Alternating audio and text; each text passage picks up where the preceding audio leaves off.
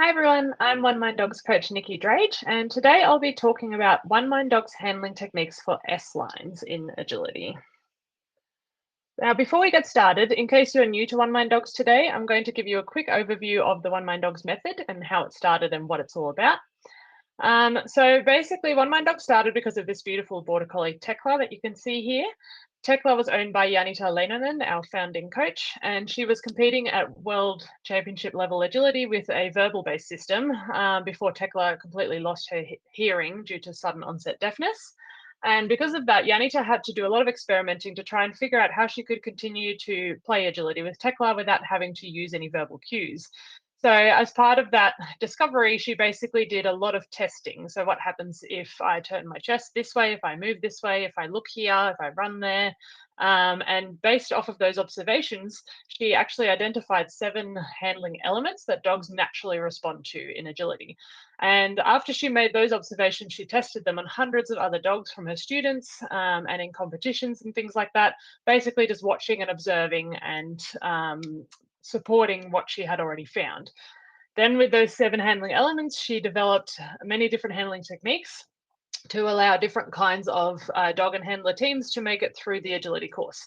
And what OneMind Dogs is today is basically the ability to see agility from the dog's perspective. So she's passing on all those rules and all those observations from what dogs have taught us so that we can all understand how our dogs see agility and how they naturally respond to our body language so that we can make it easy for them to understand the course.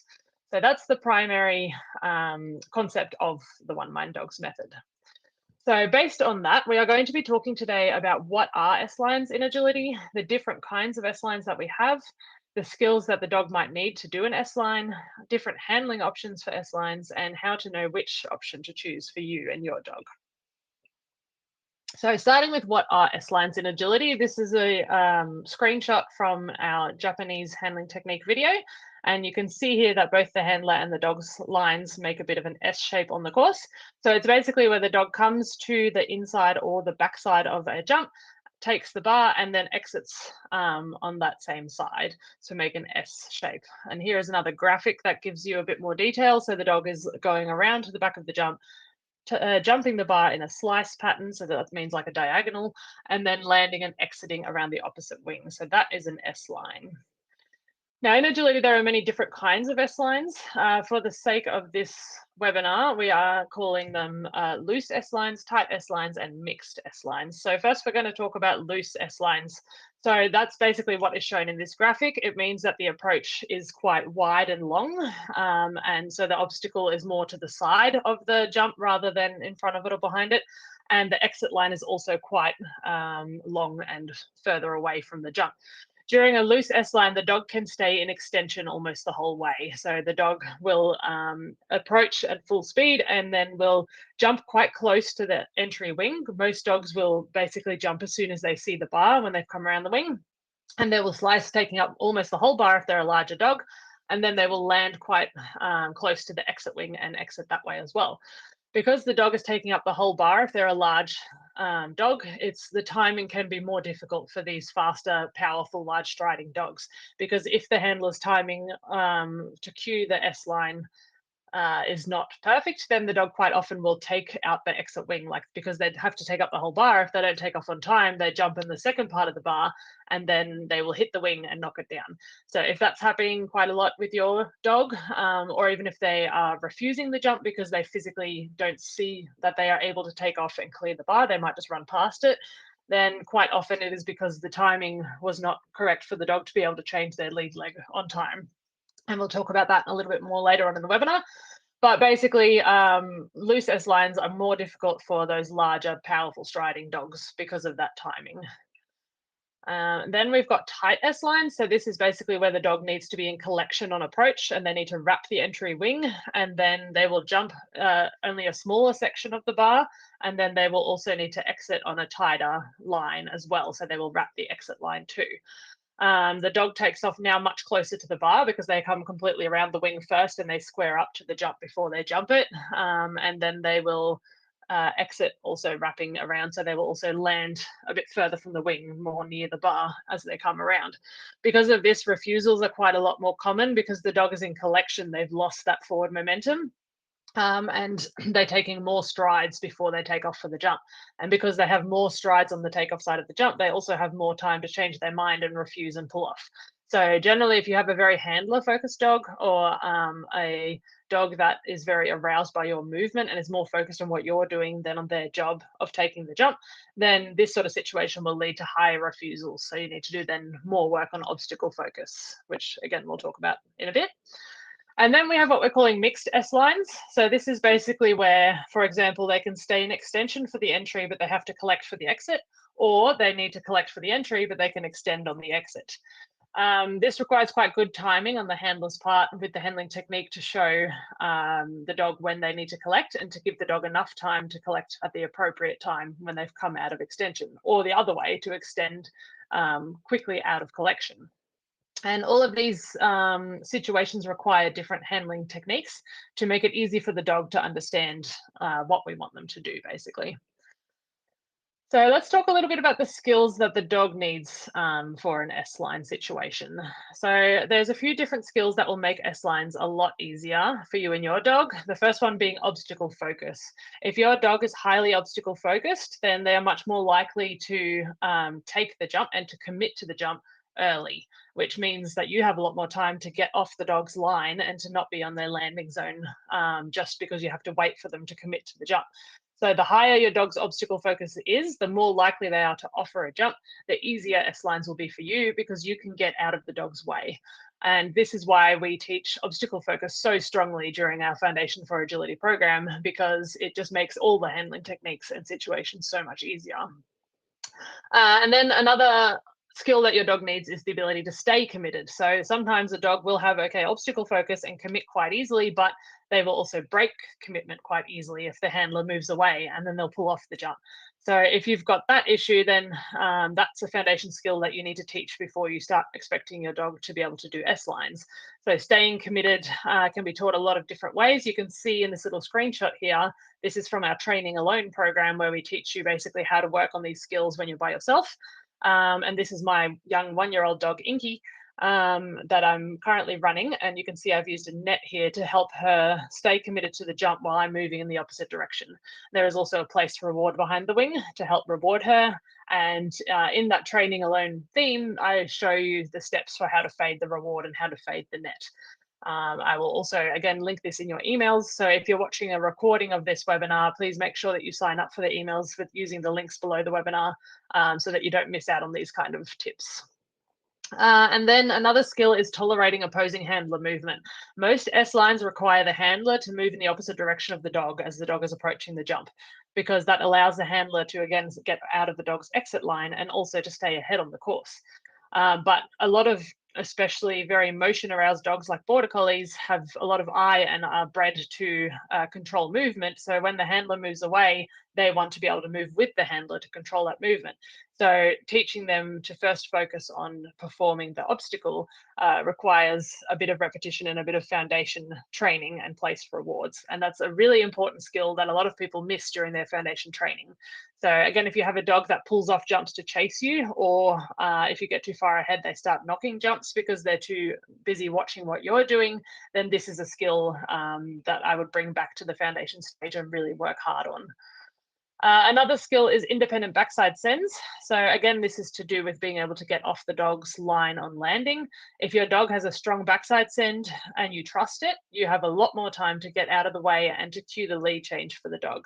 This is particularly important with techniques like German turn and running on the dog's line, where you need to be able to be quite far from the jump and be able to cue the lead change and be able to send the dog around one wing while you move around the other wing, which is obviously much easier to do if you don't need to be right on that wing to send them to the backside. So again, you can use tools like these nets to help build those independent backside sends, but it's important to build that in before you start attempting techniques like a German turn, because if you don't have that, the German turn is going to feel very difficult for you, simply because you're not able to get away from that backside wing. And lastly, the dog needs to be comfortable with lead changes. So all S-lines require a lead change from the dog. We'll talk about that in a minute. But if the dog is not comfortable with doing lead changes easily and they have to think about it, or it shuts them down, then you will see that they will either pull off the jump because they don't want to change their lead leg, or they can't change their lead leg on time. Or quite often you'll see a dog break into a trot. If it's a lower drive dog that easily shuts down, sometimes if they're not comfortable with lead changes, when they have to change leads, they break into a trot to do so, and they lose that momentum. So if your dog is one that breaks into a trot on S-lines, that's quite often what is happening. And this is also why we introduce why we introduce lead changes and actually S-lines on the ground already during our foundation program. So speaking of lead changes, if you're a bit new to agility, you might not have heard of lead changes before. Basically, when a dog is cantering or running, they have one leg in front, and that is their leading leg. So you can see in this photo, the right leg is in front and the leg is circled. That is their leading leg. When they are running on a certain leading leg, they can only turn in that direction. So in this case, the dog can only turn right because their right leg is in front. If they suddenly need to change to turning left, they need to do what is called a lead change. So basically like a flying change where they change from one leg to the other leg. This will happen naturally regardless of what you do. But the younger that your dog is and the more inexperienced they are and the bigger their stride is, the more difficult that is for your dog and the more you can help them with your handling. So dogs naturally learn to change leads as they get more experienced and they learn to pick lines and predict obstacles. And then you will get less refusals or run pass, for example, because the dog is able to do the lead changes themselves. But if you are aware of what lead your dog is on and what lead they need to be on for a certain section of the course, and you handle it, you help your dog a lot more, which will lead to more confidence and more speed and less refusals. So being aware of lead changes is really important in agility. Now, we do need a lead change during S-lines. I've got a little video for you, which basically shows you that the dog is changing leads during a German turn. So I'll just open that up. The dog is on the right lead leg, then landing on the left lead leg, and then coming around. Again, you will see this video in your emails in slow motion as well. But again, here the dog enters on the left lead here. Left lead's in front as it touches down. And then the dog will take off still on their left lead with a plan to change their lead legs in midair. So now the dog has changed leads and is landed on its right leg in front. Sorry for the noise. Now you can see the right leg is in front here. So the dog is on its right leading leg.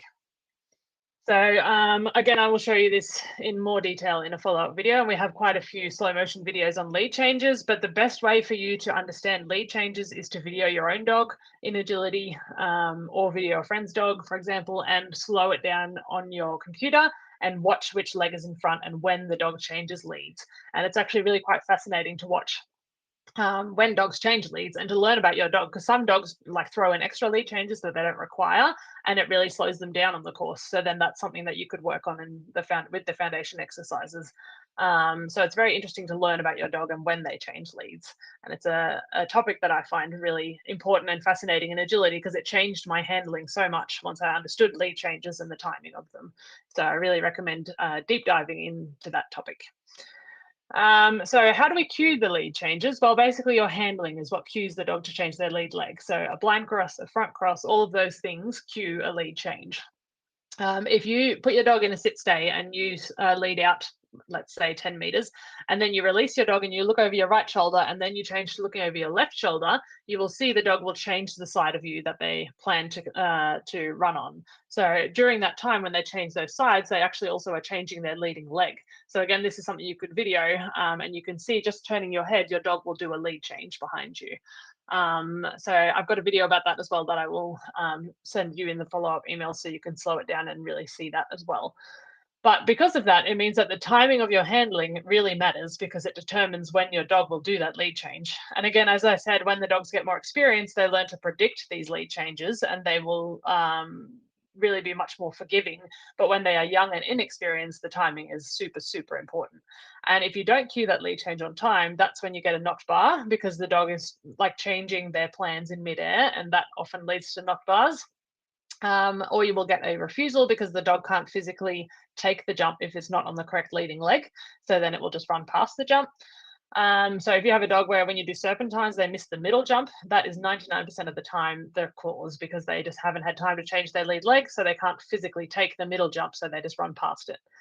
Or the dog will back jump. So for example, if they took off on the wrong leading leg and they had planned to land on that same leading leg, when they land, they have to spin in a circle to get back onto the correct line. And then often they will jump back over the jump in the wrong direction, which causes a back jump. So I've got another video that's a little extract from our Japanese handling technique video, and it just shows you what happens when the handler does the blind cross part of the Japanese too late, and how the dog can't take the jump because it's not changing lead legs.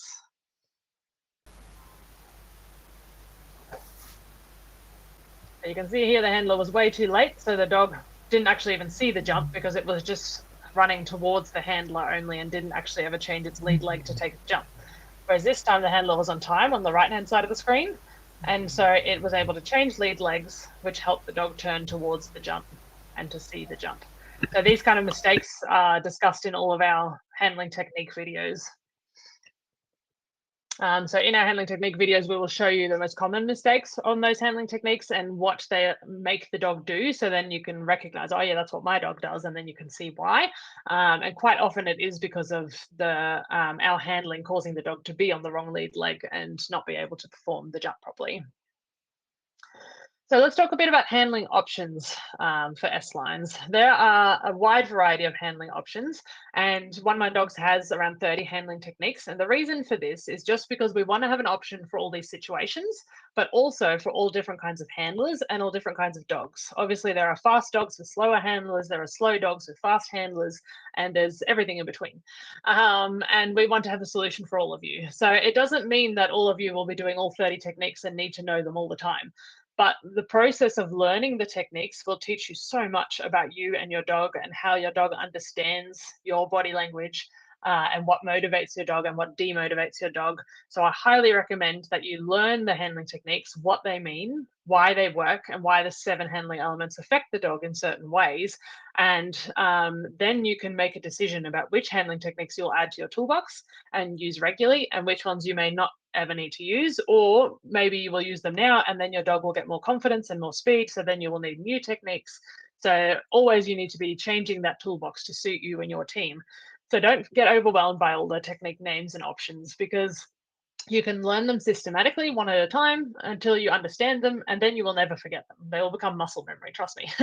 Because I did that process. I was a student of OneMind Dogs many years back, and I learnt the handling techniques one at a time. And like everybody else, when they start out, I felt a bit overwhelmed and confused. But as I started learning them, I really started recognizing how they affect the dog's lines and lead legs and speed and confidence and all those things. And then it started to really make sense and be logical. And then it was much easier for me to choose the right techniques on the course and to know what would suit me and my dogs. So let's talk about loose S-lines first. So remembering that this is where we want to cue an S-line, but the dog should stay in extension. So one technique for this is the Japanese. And again, I will discuss these techniques in more detail in the follow-up emails, including videos, so you can see what the technique looks like. So don't worry about that too much right now.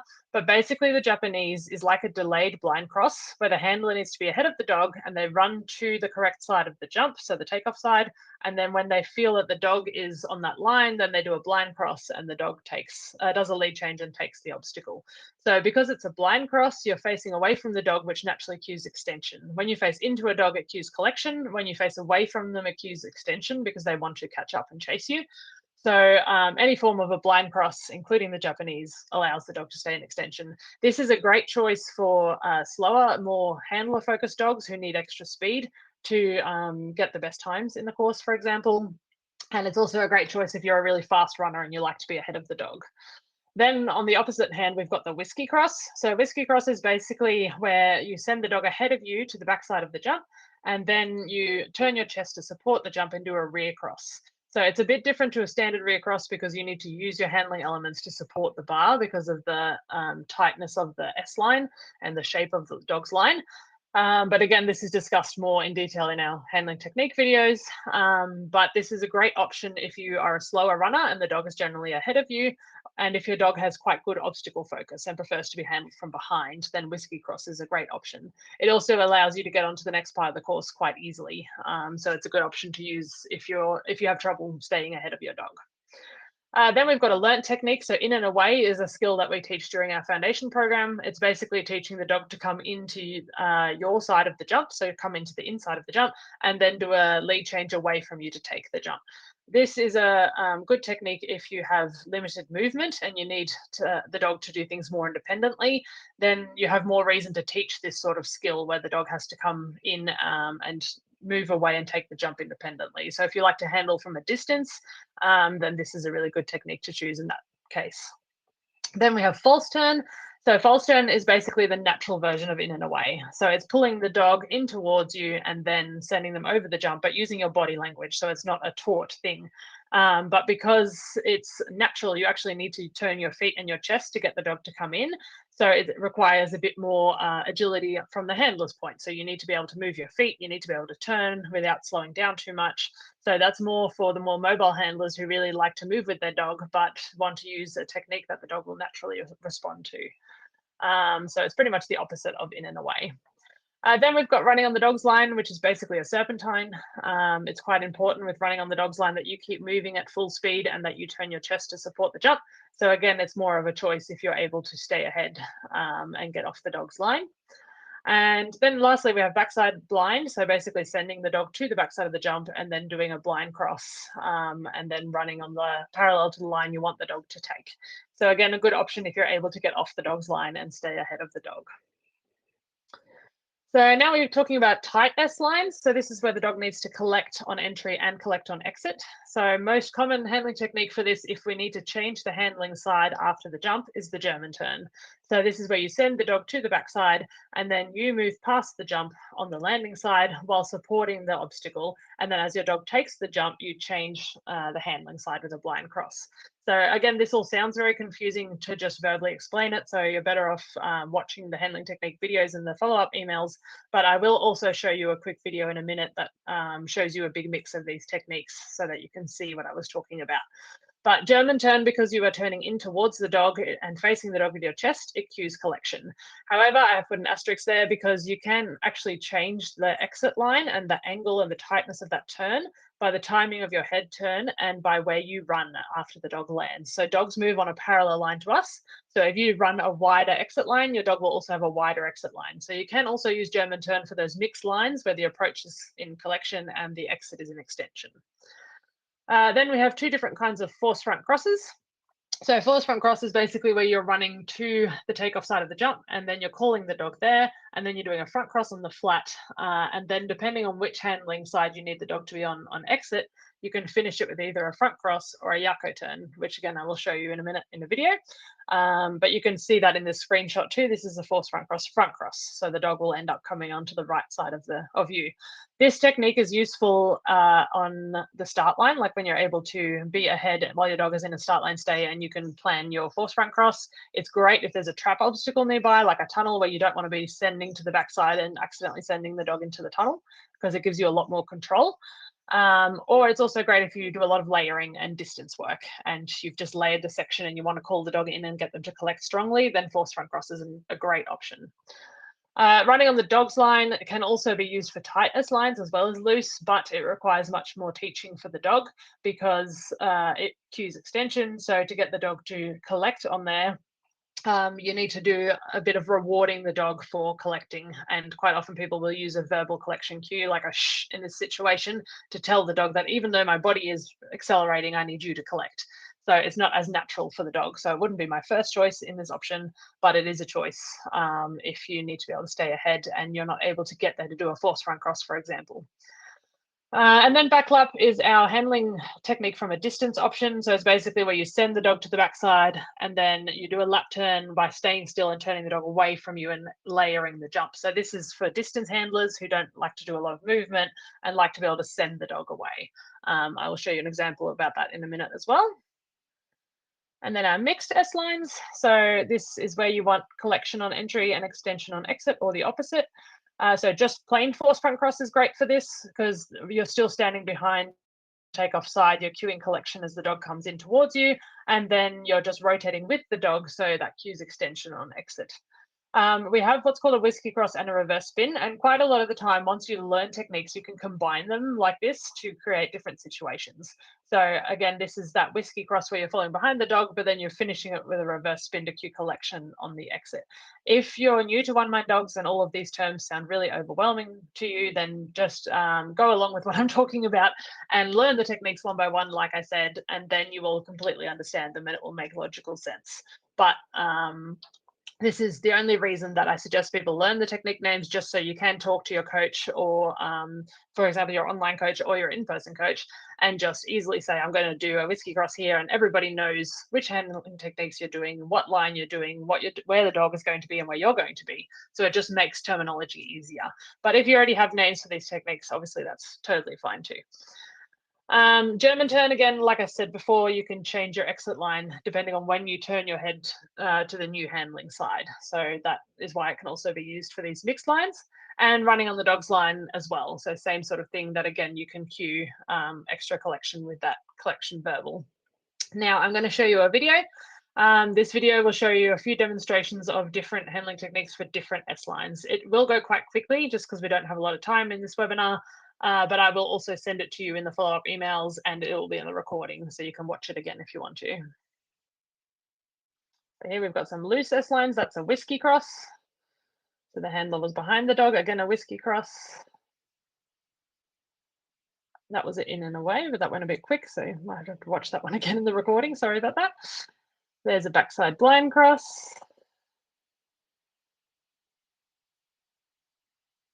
And here we've got a false turn. So the natural version of that in and away technique. This is running on the dog's line. So more like that serpentine type of situation. And then running on the dog's line with a backside send. This is a whiskey cross. And because of the angle of the jump, it causes collection on the exit. And then here is a whiskey cross with a reverse spin just now. That's me and my dog Poe.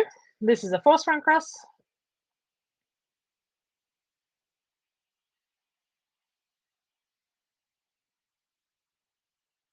And here we have a running on the dog's line.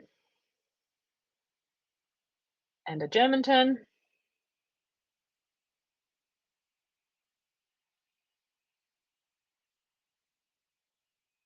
And this is the force front cross to front cross. So this is actually an extract from our handling technique videos. So you can see sort of the detail that we use to show you, okay, this is where the handler runs, this is where the dog runs, this is the footwork you need to use, this is where your chest is turning.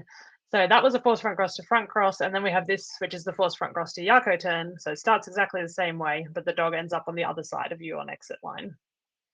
So as you can see there, a quick demonstration that there's lots of different options, and they will all be dependent on you and your dog and what information your dog needs on the course. And you can again learn them one by one until you understand how they affect your dog, and then you'll know already naturally which techniques to choose.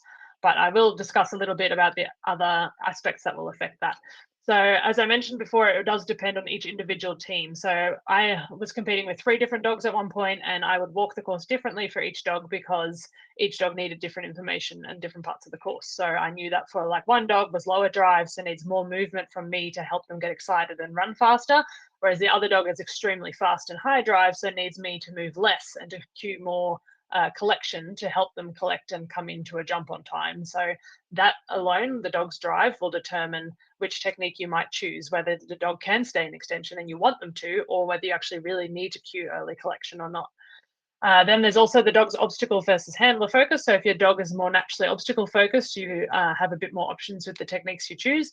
Whereas if your dog is highly handler focused, then techniques like in and away will be easier for you because the dog naturally wants to come into you. They don't want to go out to the obstacle.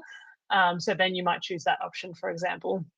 You can choose your dog's obstacle or change, sorry, your dog's obstacle versus handler focus balance with foundation training. Your dog's natural working distance. So some dogs, especially for example Kelpies, don't like to come in close. So then you might choose more of a distance technique like a whiskey cross, whereas some dogs like to stick really, really close to their handler. So then you might choose more like a Japanese. So knowing your dog and what they prefer will help you choose which handling techniques will suit them. Then there's physical handler restrictions. So what will suit you? If you're not able to turn your feet, for example, for a false turn easily because it hurts your knees, then you might choose to teach your dog the in and away skills so that you don't have to turn yourself. If you're a really fast runner and you're ahead, you might choose a Japanese. Whereas if you're a slower runner and behind and you can't run hard, you might choose a whiskey cross. So there's options for everybody depending on your skills. Sorry, and your dog and your physical restrictions. And then we have the dog and handler speed. So faster dogs with slower handlers, you'll be handling more from a distance and from behind.